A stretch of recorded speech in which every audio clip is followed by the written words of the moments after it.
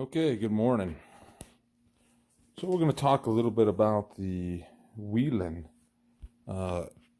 9000 Edge light bars, and specifically the Ultras. Whelen made a lot of light bars. They're still in business now, making a lot of light bars. And one of the things that I've discovered is that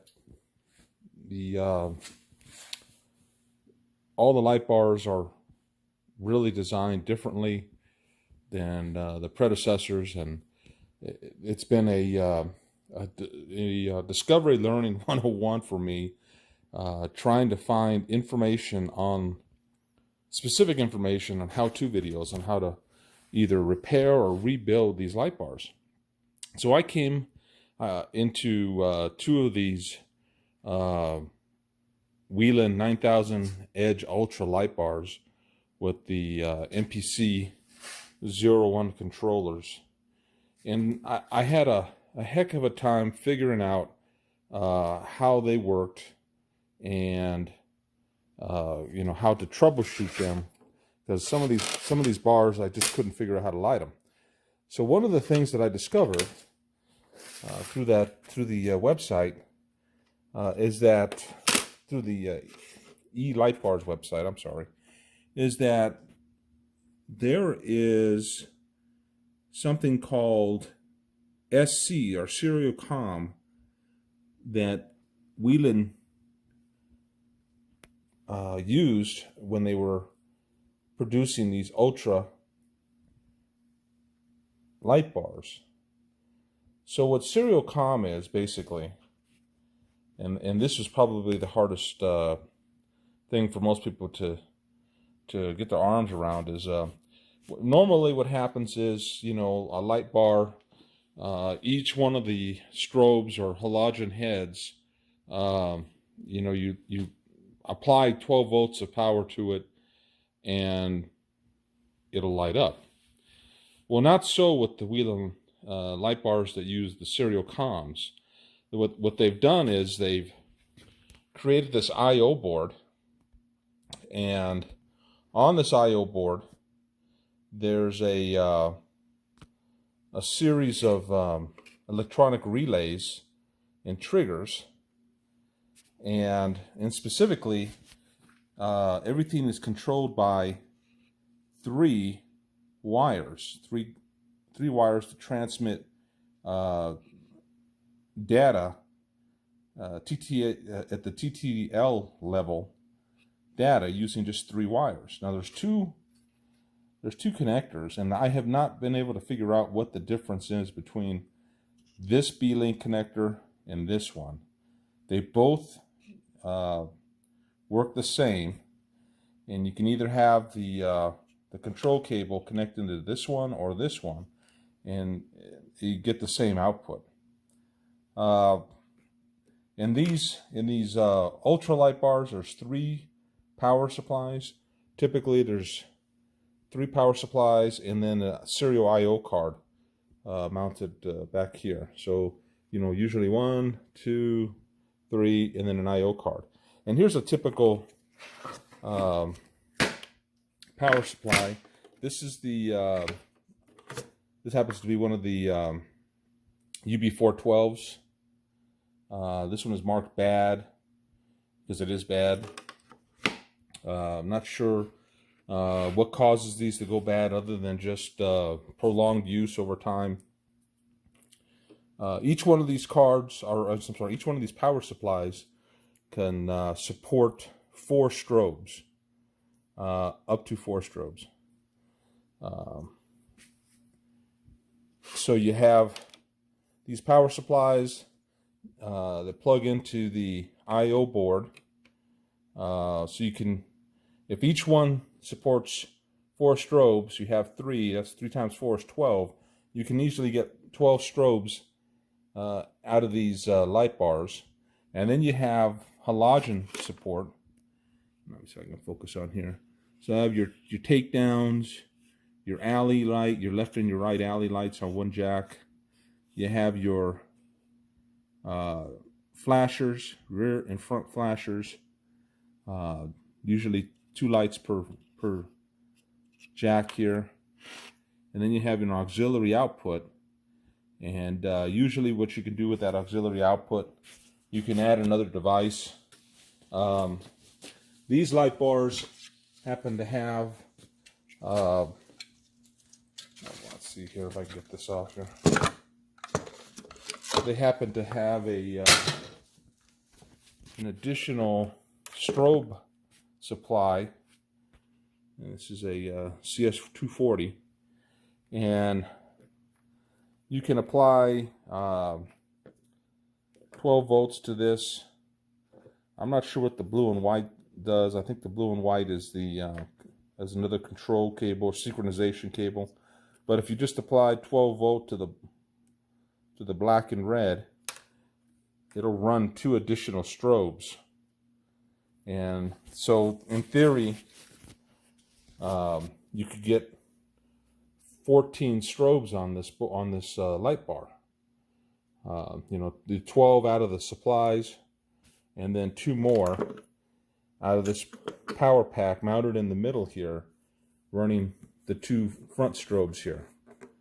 Or this is the front of the, oh, I'm sorry, this is the front. You can have it running 2 additional fronts and then your 2 takedowns, or you could move your takedowns out here to the outside and have the strobes, center strobes running here.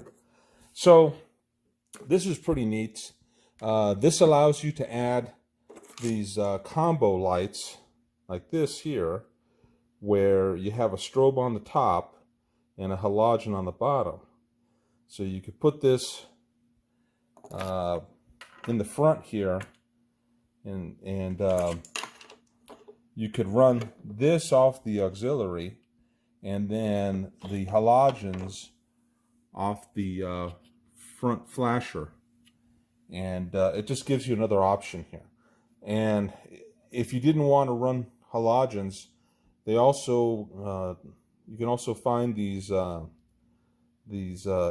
panels. This is a half panel for the combo light. It fits right in there, plugs right in, plugs into the halogen socket. Focus there. Plugs right into the halogen socket, and you know, it lasts a lot longer than your average halogen bulb. I haven't seen one of these go bad, and like I said, I've been playing with these lights now for about 3 or 4 months now, and I've popped some halogens already, but not any of these LEDs. Now the problem with these LEDs is they come in color. So this one happens to be blue, I believe. You know, if you're running a construction or tow truck light, if your state doesn't allow you to run blues or reds on your tow truck, then you're going to have to get these in clear. You can find them in clear. They're still out there. And I think these are still available on the Whelen website. This is 2019 when I'm doing this video. So I think you can still find them on the Whelen website. But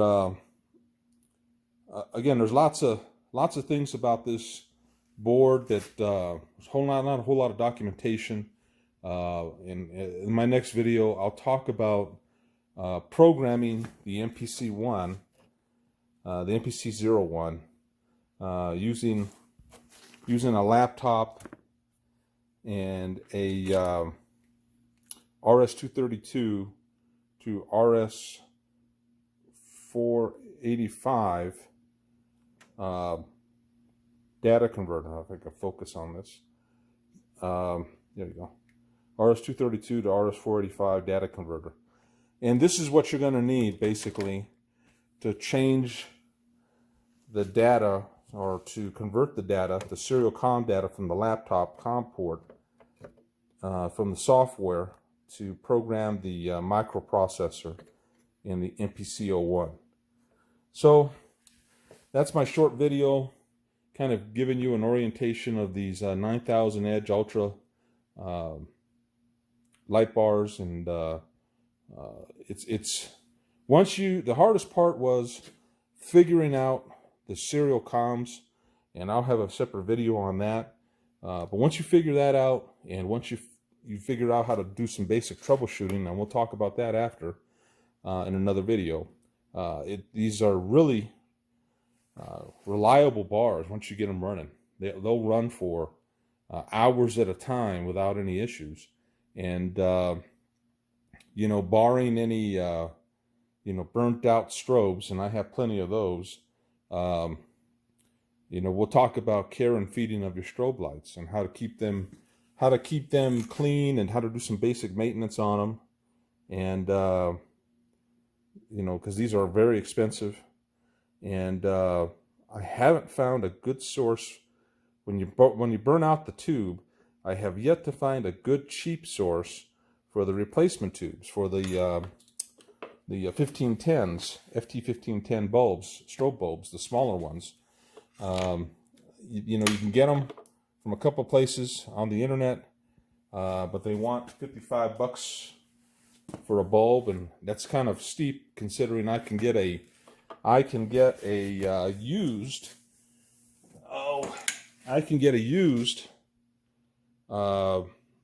Series 400 halogen assembly for right around 20 bucks.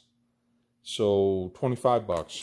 So why would I spend $50 on the tube when I can get the whole assembly for half the cost, and it's guaranteed to work, and I don't have to wire it in?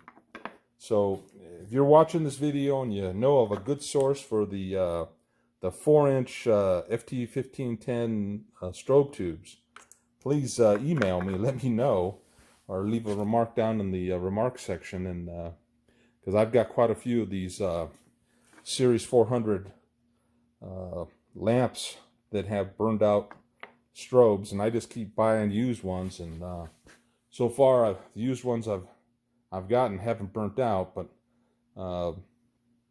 I've got about 5 or 6 of these here that I can't figure out a good source to repair them.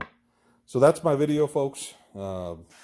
If this has been helpful to you, push the like button or send me a comment in the bottom. Thanks. Bye-bye.